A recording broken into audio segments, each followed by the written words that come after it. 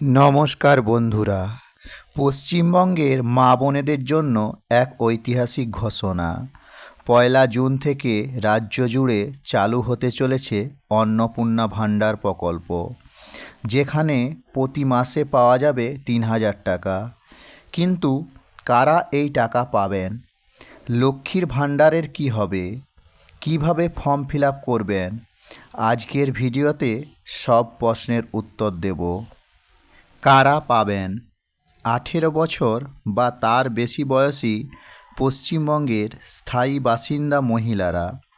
এতে জাতি ধর্ম নির্বিশেষে সব মহিলারা সুবিধা পাবেন।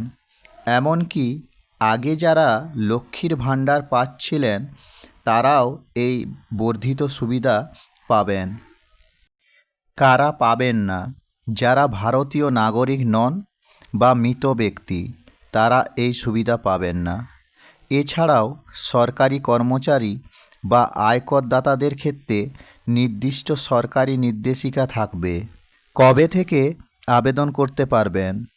1 জুন 2026 থেকে আবেদন শুরু হওয়ার কথা।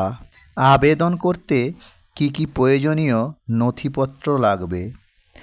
আধার card, voter card, ration card, bank পাসবইয়ের ফটোকপি এবং কাস্ট সার্টিফিকেট যদি থাকে। কোথায় আবেদন করবেন এবং কিভাবে আবেদন করবেন?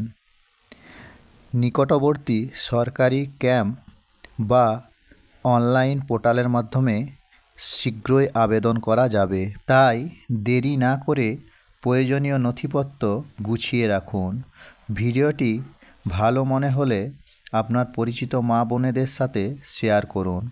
কোনো প্রশ্ন থাকলে কমেন্টে জানান।